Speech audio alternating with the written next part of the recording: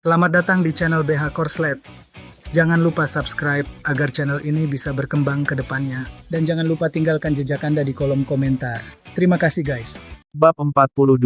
Keira menyerahkan undangan itu kepada anggota staf. Bolehkah saya masuk sekarang? Hanya dengan pandangan sekilas, staf itu segera minggir dengan hormat, silakan. Jake mengerutkan kening mendengar ini. Bagaimana kamu bisa mendapat undangan? Dia melangkah maju, menatap ponsel Keira. Jangan bilang kau menerima undangan orang lain. Mereka memeriksa identitas di sini. Kemudian, dia melihat nama pada undangan itu dan tercengang. Pada pertemuan industri ini, nama perusahaan dan jabatan orang yang diundang biasanya dituliskan pada undangan. Undangan Jalen tidak hanya dikeluarkan karena pertimbangan Horton Group, tetapi juga karena pengaruh pribadinya. Unit kerja tersebut hanya ditambahkan karena ia merupakan bagian dari Horton Group. Namun, beberapa tamu memiliki latar belakang yang rumit atau cukup terkenal sehingga tidak memerlukan gelar tersebut. Undangan di tangan Keira hanya bertuliskan, Keira Olsen. Jake bertanya dengan kaget, dalam kapasitas apa kamu mendapatkan undangan ini? Bukan urusanmu. Keira dengan tenang mematikan layar ponselnya dan menatap Jalen. Bagaimana kalau kita masuk? Jalen awalnya pasrah dengan kenyataan bahwa ia mungkin akan dirugikan hari ini dan menyesali ketidakmampuannya untuk membawa Keira masuk. Ia terkejut dengan perubahan peristiwa yang tiba-tiba ini. Dia mengikuti Keira ke ruang perjamuan. Dari mana kamu mendapatkan undangan itu? Tepat saat Keira hendak berbicara, Jalen memotongnya. Pasti sudah diatur oleh sepupunya, kan? Tidak disebutkan perusahaan mana yang dimaksud, jadi kamu tidak terikat pada siapapun. Wajahnya menjadi gelap. Jake sudah melewati batas kali ini. Aku tidak akan membiarkan masalah ini begitu saja. Saat kita kembali ke perusahaan, aku harus pergi ke. Keira mengira dia akan mengatakan bahwa dia akan menemui Direktur Departemen R&D atau membuat keributan di Dewan, tetapi secara mengejutkan, dia berkata, aku akan pergi menemui sepupuku dan memintanya untuk membelaku. Keira bingung. Apa yang terjadi dengan membenci nepotisme? Mungkin menyadari kebingungannya, Jalen dengan malu menggaruk hidungnya. Aku tidak membenci nepotisme. Aku membenci orang-orang tidak berguna yang menduduki jabatan karena koneksi mereka. Kau tidak tahu berapa banyak orang di Horton Group yang hidup dengan koneksi mereka. Ngomong-ngomong, mengapa aku harus menceritakan semua ini padamu? Dia mengambil segelas sampahnya. Biarkan aku memperkenalkanmu pada beberapa orang.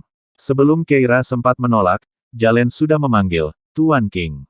Keira hanya bisa mengikutinya. Pria parubaya yang disebut sebagai Tuan King adalah seorang senior di industri tersebut, dan kerumunan orang sudah asyik berbincang-bincang dengannya. Dia sangat menghormati Jalen. Tuan Riley, jarang sekali Anda menghadiri acara seperti ini. Anda akhirnya punya waktu untuk bertukar pandangan dengan kami yang sudah lama bekerja hari ini. Jalen menanggapi sambil tertawa. Sebagai seorang junior, saya sama sekali tidak memenuhi syarat untuk berbagi pandangan dengan Anda semua. Hari ini, saya membawa seseorang ke sini untuk mendengarkan wawasan Anda. Dia mendorong Keira ke depan. Ini adalah bakat baru di perusahaan kami. Dia menyelesaikan masalah besar yang telah mengganggu saya selama sebulan. Baru hari ini kami menemukan waktu untuk meninggalkan kantor. Masalah yang dapat menyusahkan Tuan Riley jelas bukan masalah sepele. Jalen sengaja menyebutkannya untuk memberi Keira kesempatan maju. Tuan King dan yang lainnya memang menunjukkan ketertarikan pada Keira dan menoleh untuk menatapnya sambil tersenyum. Benarkah? Kami tidak sabar menunggu Anda memperkenalkannya kepada kami. Sebelum Jalen sempat melakukannya, suara seorang wanita menyela. Tuan King, lama tidak bertemu. Semua orang menoleh untuk melihat dan mendapati Isla mengenakan gaun biru dengan lengannya berpegangan pada Jake Horton. Begitu dia membuka mulutnya, Tuan King dan teman-temannya segera mengelilinginya. Nona Olsen, sudah lama sekali. Apakah Anda di sini hari ini bersama Dr. Saud? Isla tersenyum. Saya tidak tahu soal itu. Saya di sini bersama tunangan saya hari ini. Dia juga bekerja di bidang energi terbarukan. Jake mengulurkan tangannya kepada Tuan King. Saya Jake Horton dari Horton Group. Tuan King tiba-tiba menyadari siapa dirinya. Begitu ya. Anda masih muda, Tuan Horton. Senang sekali bertemu dengan Anda. Nona Olsen, Anda dan Tuan Horton muda adalah pasangan yang cocok. Nona Olsen, kami mendengar bahwa Dr. Saud telah menjadi penasihat keluarga Olsen. Akankah dia akhirnya menunjukkan dirinya sehingga kita semua bisa belajar sesuatu darinya? Nona Olsen, masalah apa yang telah dipecahkan oleh Dr. South untuk keluarga Anda? Semua orang berkerumun di sekitar Isla. Jalen dan Keira didorong ke tepi kerumunan.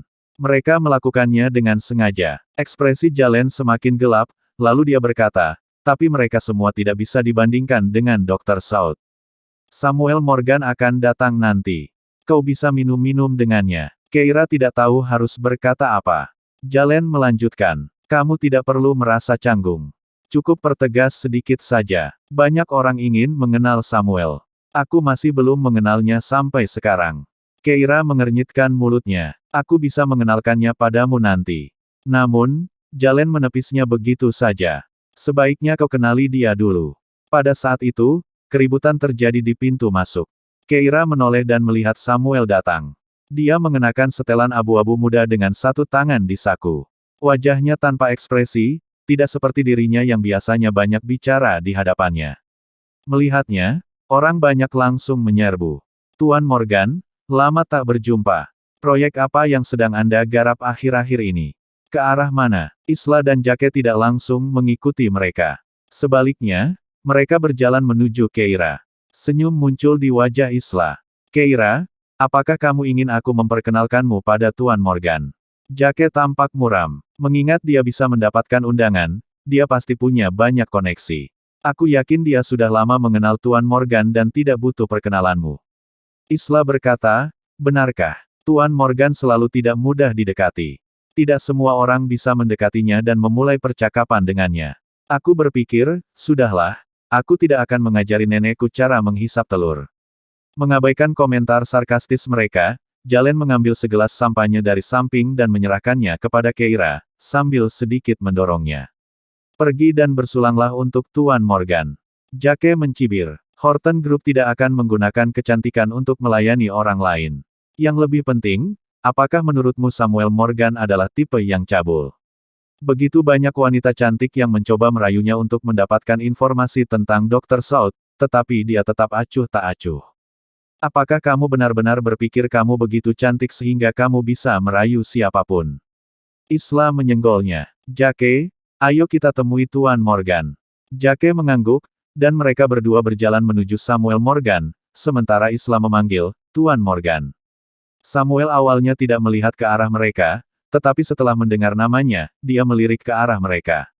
Melihat Isla, dia mengerutkan bibirnya dan hendak mengalihkan pandangan. Kemudian dia tiba-tiba menyadari orang di belakangnya. Samuel awalnya terkejut, lalu ia berjalan penuh semangat ke arah Keira. Melihat reaksi Samuel, Isla sangat gembira. Dia telah bertemu Samuel beberapa kali setelah dia mulai bekerja di perusahaan keluarga Olsen, tetapi Samuel selalu bersikap acuh tak acuh dan mengabaikannya. Dia tidak menyangka dia akan mengakuinya di depan orang luar. Jake juga menegakkan tubuhnya. Melihat reaksi Samuel Morgan, dia pikir Dr. South sangat menghormati Isla. Duo itu menyambut Morgan dengan senyum di wajah mereka. Isla mulai memperkenalkan Jake, Tuan Morgan, ini.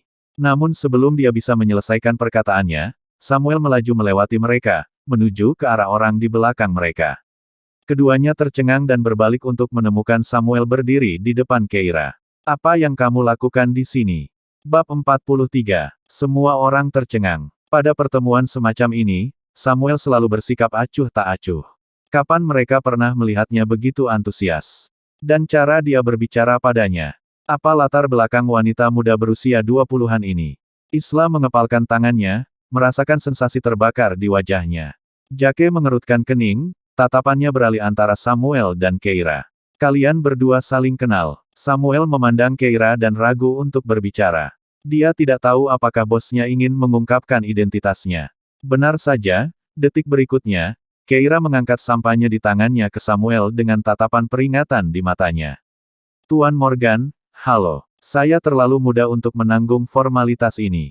Samuel mengerti maksudnya dan berdeham. Nona Keira Olsen, saya tidak menyangka akan bertemu Anda di sini, jadi saya terlalu bersemangat. Mendengar perkataannya, semua orang menatap wajah Keira yang memukau dan tampak mengerti sesuatu. Mereka semua tertawa. Tuan King menghampiri dan menggoda, Tuan Morgan, sungguh, Anda punya selera yang bagus. Dia memang cantik dan langka. Samuel segera membalas, Nona Olsen tidak hanya cantik, tetapi juga sangat cakap. Tuan King terkejut. Jalen baru saja memuji Keira juga. Dia akhirnya menanggapinya dengan serius. Nona Olsen, ini kartu nama saya. Saya harap kita bisa memiliki kesempatan untuk bekerja sama di masa mendatang. Setelah Tuan King, seluruh penonton segera ikut memberikan komentar. Agar dipuji oleh Tuan Morgan, Nona Olsen harusnya luar biasa. Pencapaian seperti itu di usia muda. Keira tidak menyukai pertemuan ini dan hanya menanggapi dengan senyum tipis. Jalen, di sisi lain, mengobrol dan bergaul dengan mereka. Saat Jake melihat Keira bersinar seperti bintang yang baru terbit, dia merasakan ketidaknyamanan di dadanya. Dia mengejek. Tidak peduli seberapa mampu dia, bisakah dia lebih mampu daripada Dr. South? Mendengar perkataannya, orang banyak pun terdiam. Samuel mengangkat sebelah alisnya dan memperlihatkan senyum penuh arti, tetapi tidak mengatakan apapun. Keira dengan tenang memegang gelas sampanyenya, tanpa niat untuk menanggapi. Akhirnya, Tuan King lah yang memecahkan situasi canggung itu. Tentu saja, level tertinggi dalam industri ini adalah Dr. South. Namun, Nona Keira Olsen masih sangat muda dengan masa depan yang menjanjikan. Saya mendengar dari Tuan Riley bahwa Anda juga bekerja untuk Horton Group. Tuan Jake Horton, perusahaan Anda selalu menarik banyak orang berbakat. Keira tidak bisa tidak menyetujui kata-katanya. Dengan pujian 3 kali ini, tidak ada yang tersinggung, dan Jake juga merasa tersanjung. Dia tidak mengatakan apa-apa lagi. Suasana kembali ramai, dan semua orang melanjutkan tawa dan percakapan mereka. Samuel tidak berani membawa topik itu kembali ke Keira, dan perhatian orang banyak dengan cepat kembali padanya, menanyakan tentang keberadaan Dr. South. Keira memanfaatkan kesempatan ini untuk menyelinap keluar dari kerumunan. Lobi hotel itu terang benderang. Semua orang berpakaian rapi dan bersulang serta bertukar minuman. Meski tempat itu penuh orang, Keira tidak menikmati keramaian itu. Sebaliknya, ia merasa lebih nyaman saat berada di rumah sakit bersama nenek dan Louis dalam satu ruangan, saat masing-masing sibuk dengan urusannya sendiri. Dia berjalan ke balkon, mengeluarkan ponselnya, dan menemukan pesan dari Louis. Kebetulan aku ada di Royal Hotel untuk rapat. Kita bisa kembali bersama setelah rapat selesai. Keira tersenyum dan tiba-tiba merasa ingin pergi. Benar-benar dapat diterima untuk meninggalkan acara seperti itu lebih awal. Jalen mengikutinya keluar. Tidak heran kau bilang akan mengenalkanku pada Samuel Morgan. Kalian berdua saling kenal dengan baik. Keira tidak menyangkalnya dan memberinya senyuman tipis. Jalen teringat apa yang terjadi di perjamuan tadi. Meskipun Samuel sedang berbicara dengan orang lain, tatapannya selalu tertuju padanya. Samuel pasti tertarik pada Keira. Mereka semua sudah dewasa. Samuel tampan dan cakap, dia akan menjadi pilihan yang baik. Jadi dia bertanya, apa pendapatmu tentang Samuel?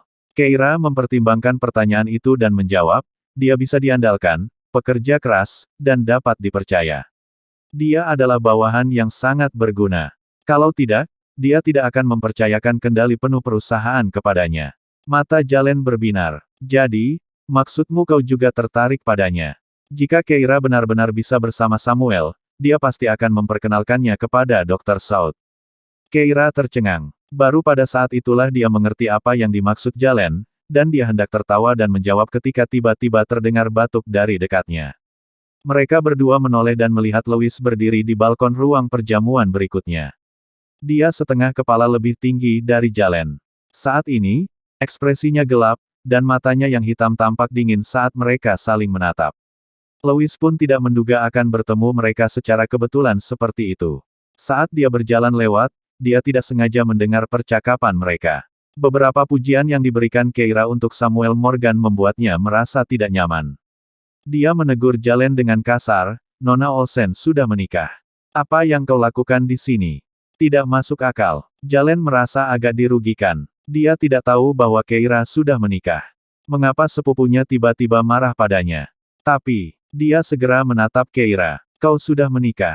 Apakah Samuel tahu? Dia tidak ingin Samuel ditolak dan menjadi pendendam. Samuel mungkin akan menargetkan Keira. Keira mengangguk. Ya, dia tahu. Jalen akhirnya menghela napas lega, lalu bertanya dengan rasa ingin tahu, kamu masih sangat muda. Mengapa kamu menikah begitu cepat? Siapa pasanganmu? Kamu sangat berdedikasi. Keira melirik Louis tanpa berkata apa-apa. Louis hanya berkata, kamu terlalu banyak bicara. Jalen terdiam. Dia merasa sepupunya bertingkah aneh hari ini. Louis menyipitkan matanya, menoleh ke arah Keira, dan bertanya, aku siap berangkat. Apakah kau akan ikut denganku? Keira langsung mengangguk. Tentu, aku akan menemuimu di pintu masuk. Jalen buru-buru mengikutinya. Tunggu aku. Aku ikut denganmu. Kembali ke ruang perjamuan. Melihat wajah Jake yang muram, Isla merasa gelisah. Apakah Keira mengenal Dr. South sebaik Samuel? Saat dia sedang memikirkan hal ini, Jake sudah berjalan mendekati Samuel. Tuan Morgan, apakah Keira juga mengenal Dr. South? Orang-orang di sekitarnya langsung menatapnya. Samuel bisa membayangkan jika dia berkata, iya. Orang-orang ini mungkin akan bergegas menghampiri Keira dan memaksanya untuk mengungkapkan hubungannya dengan Dr. South. Dia berdeham. Bagaimana mungkin? Isla dan Jake keduanya menghela napas lega. Samuel melihat Keira berjalan menuju pintu keluar dan segera berkata, ada beberapa urusan yang harus kulakukan. Aku harus pergi sekarang. Kita bicara nanti. Semua orang tersenyum penuh arti saat melihatnya mengejar Keira. Wajah Jake menjadi semakin gelap. Samuel bertemu dengan Keira di pintu masuk. Besok aku harus ke luar negeri untuk membahas sebuah proyek. Aku akan mengambil stempel perusahaan dan deskripsi paten. Aku hanya ingin memberi tahumu. Keira mengangguk. Baru pada saat itulah Samuel pergi. Setelah dia pergi, Keira tiba-tiba menyadari tatapan aneh di mata Jalen. Dia menatapnya. Ada yang tidak beres. Jika Tuan Morgan pergi ke luar negeri, mengapa dia melapor kepadamu? Mungkinkah? Dia menatapnya dengan tatapan tercengang. Keira ragu sejenak lalu mendesah. Baiklah, aku mengakuinya. Aku Dr. South. Bab 44. Identitas Keira bukanlah sesuatu yang perlu dirahasiakannya. Dia tidak bermaksud menyembunyikannya dari timnya. Selama belum ada pengumuman yang meluas, hal itu akan menyelamatkannya dari masalah yang tidak perlu. Jadi, ketika Jalen merasakan ada yang tidak beres, ia memutuskan untuk berterus terang saja. Mendengar kata-katanya, Jalen terkejut. Dia menatap Keira dengan tak percaya. Lalu tiba-tiba dia tertawa kecil. Kamu memang punya selera humor. Keira tidak tahu harus berkata apa. Jalen berkata, saya mungkin belum pernah bertemu dengan Dr. South, tetapi saya tahu pasti bahwa untuk memiliki bakat akademis seperti dia, seseorang harus berusia setidaknya 40-an. Anda tidak bisa menipu saya. Keira mengernyitkan sudut bibirnya. Tidak, serius, saya Dr. South. Jadi kau pikir dengan mengatakan itu akan menghilangkan kecurigaanku. Jalen menatapnya dari atas ke bawah, mengernyitkan alisnya. Jangan bilang kau berselingkuh dengan Samuel. Keira berkata, kamu punya imajinasi yang sangat hidup. Apaan nih? Jalen mengerutkan kening, menasihatinya, jangan lakukan hal semacam itu. Itu akan mempermalukan kita semua. Itu tidak baik. Aku benar-benar memandang rendah para penipu. Kita semua orang yang terhormat. Jika kamu tidak mencintai suamimu, cerai saja dan menikah lagi. Tepat saat dia mengucapkan kata-kata itu, dia tiba-tiba merasakan hawa dingin di tulang belakangnya, seolah-olah ada niat membunuh. Dia berbalik dan mendapati Louis melangkah keluar, tatapan matanya yang dalam sedingin es purba, membuat Jalen merasa kedinginan sampai ke tulang. Jalen bahkan lebih bingung. Louis, apakah transaksi bisnismu tidak berjalan baik hari ini?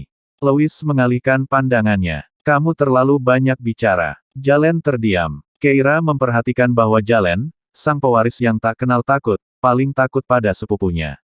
Pada saat itu, sebuah mobil sport kuning mencolok berhenti di depan mereka. Samuel bersiul padanya. Nona, Olsen, saya baru saja mendapatkan mobil ini. Bagaimana kalau saya mengantar Anda? Dia sangat ingin memamerkannya kepada bosnya. Memikirkan kecepatan mengemudi Keira, dia ingin membuatnya berteriak. Keira menangkap isyarat di matanya dan hendak menolak, tetapi Louis tiba-tiba angkat bicara. Itu di luar jangkauanmu. Samuel tersenyum. Kemanapun dia pergi, itu akan menghalangi jalanku. Keira sedikit terdiam dan tanpa sadar menatap Jalen. Kecurigaan di matanya semakin dalam. Dia tidak menyadari bahwa wajah Louis telah menjadi gelap. Louis meliriknya, alisnya yang tajam berkerut sedikit saat dia menasihati dengan lembut. Setelah minum, jangan masuk ke mobil orang asing. Keira mengangkat sebelah alisnya, menatap Samuel. Kurasa aku akan ikut dengan Tuan Horton. Baiklah. Samuel menundukkan kepalanya, tampak kurang tertarik. Sampai jumpa, kalau begitu. Vroom, mobil sport itu meraung dan segera menghilang dari pandangan. Saat itulah Bentley hitam milik Lewis melaju perlahan. Versi Bentley yang diperluas terasa jauh lebih kokoh dan aman daripada mobil sport tipis itu. Tom berlari untuk membuka pintu. Lewis memberi isyarat agar Keira masuk terlebih dahulu, lalu dia masuk ke mobil. Ketika Jalen hendak masuk, dia dihentikan. Kamu tidak punya mobil. Jalen berkata, saya minum hari ini. Begitu ya? Jawab Lewis acuh tak acuh. Kalau begitu, kamu bisa naik taksi. Jalen terdiam. Apa yang terjadi dengan, jangan naik mobil orang asing setelah minum. Pintu mobil tertutup, dan Bentley itu melaju tanpa ampun, meninggalkan Jalen berdiri di sana sendirian. Mobil itu melaju dengan stabil di jalan. Di luar jendela mobil, lampu neon kaleidoskopik masuk ke dalam kompartemen saat tatapan Lewis menyapu wanita yang duduk di sebelahnya. Lampu jalan menyinari wajah cantiknya, membasahinya dengan lingkaran cahaya redup. Lewis sejenak linglung sebelum tiba-tiba berbicara, Nona Olsen, bisakah Anda membantu saya mengganti perban saya? Mendengar kata-kata itu, Keira terdiam. Dia perlahan mengangkat kepalanya untuk menatapnya, tampak terkejut. Sekarang. Iya, Lewis mengangguk. Jika kita menunggu sampai di rumah sakit, nenekku akan marah jika melihatnya. Jadi begitulah. Keira menghela napas lega. Baiklah. Dia menanggalkan pakaiannya, lalu membelakanginya. Keira menyalakan lampu langit-langit mobil dan menatapnya. Ini adalah kedua kalinya dia melihatnya setengah telanjang. Dia tampak sangat berotot meskipun penampilannya ramping saat berpakaian. Dia memancarkan aura kekuatan yang luar biasa. Dia memusatkan perhatiannya pada luka-lukanya. Lepuhan itu tidak muncul lagi karena metabolisme tubuhnya cepat, seperti yang biasa terjadi pada pria muda. Dia mendesah kagum sebelum mengeluarkan kain kasa dan salep dari kotak P3K untuk mengganti perbannya. Setelah mengoleskan salep, dia bersiap untuk membalut lukanya dengan kain kasa. Dia berlutut di kursi belakang dan meraih tubuh Lewis. Dia baru saja akan duduk kembali ketika suara mendesing. Mobil itu tiba-tiba berbelok, menyebabkan Keira jatuh menimpa Lewis. Wajahnya menempel di bahu Lewis. Lewis segera menenangkan diri dengan menekankan tangannya pada jok. Namun kemudian dia merasakan lengan Keira melingkarinya. Tangan lembutnya secara naluriah menggenggam ke dadanya, yang langsung membuatnya menegang. Lalu dia merasakan bibir lembutnya menyentuh bahunya dengan lembut. Nafasnya tersendat, merasakan seolah-olah area kulitnya itu menjadi sensitif seperti 1000 semut merayap dari bahunya hingga ke seluruh tubuhnya. Lewis membeku, pikirannya kosong sesaat. Keira menyadari reaksinya yang tidak biasa dan mengira dia mungkin telah melukai lukanya. Begitu dia menenangkan diri, dia segera mendorongnya dan bertanya, Tuan Horton, apakah Anda kesakitan? Kata-katanya akhirnya membantu Lewis menemukan suaranya lagi. Ia berkata dengan suara serak, aku baik-baik saja. Barulah Keira menghela napas lega. Ia terus membalut lukanya dengan kain kasa. Lewis segera mengenakan kemejanya dan duduk di sana dengan wajah serius. Ia merasa bahwa ruang di dalam mobil terlalu sempit dan udaranya tidak mencukupi. Suasananya sangat pengap. Memikirkan kedua tangan itu dan sensasi yang tersisa di bahunya, dia melonggarkan dasinya. Begitu mobil tiba di rumah sakit dan berhenti, dia tiba-tiba membuka pintu dan melesat keluar, menuju ke atas tanpa menoleh ke belakang. Keira perlahan keluar dari mobil, memperhatikan kepergiannya. Dia tidak bisa menahan diri untuk bertanya kepada Tom, berapa banyak kerugian yang dia alami dalam negosiasi malam ini hingga dia menjadi begitu marah. Tom memutar matanya dalam pikirannya. Akuisisi malam ini menghabiskan biaya 100 juta lebih murah dari anggaran. Bosnya sangat senang. Akan tetapi, dia tidak mengatakan apa-apa dan hanya cepat-cepat mengikuti Lewis. Keira menggelengkan kepalanya sedikit, siap untuk naik ke atas, ketika tiba-tiba sebuah bayangan melesat di depannya, sambil menyeringai, keponakanku tersayang. Itu pamannya, Finlay. Dia melirik Bentley di belakangnya, lalu berbalik untuk mengamati Lewis dengan mata yang melirik. Tuan Horton pasti sangat menghargai kamu. Apakah dia memberi kamu uang? Keira menyipitkan matanya dan tak bisa menahan tawa. Tentu saja, bukan hanya Tuan Horton, tapi Nyonya Horton juga memberiku beberapa. Mata Finlay langsung berbinar. Keira lalu berkata, ngomong-ngomong, beri harga pada kebenaran yang kamu sebutkan terakhir kali. Finlay tercengang. Dia berkata dengan tulus, aku hanya bisa mendapatkan bayaran darimu untuk kebenaran itu, jadi kamu perlu untuk membayar cukup, dan kemudian saya akan mengungkapkannya. Keira sedang bermain-main dengan teleponnya. Tak lama kemudian, ponsel Finlay bergetar karena ada pemberitahuan transfer bank sebesar $30.000. Dia sangat gembira. Keira berkata, itu uang muka. Aku punya 70.000 lagi di sini. Katakan padaku, dan itu semua milikmu. Tentu saja, aku harus terlebih dahulu menentukan apakah kebenaranmu sepadan dengan uang ini. Ya, itu pasti sepadan. Itu ada hubungannya denganmu. Takut kesepakatan itu akan terlepas begitu saja, Finlay berkata tergesa-gesa, aku akan memberitahumu sekarang juga. Bersambung.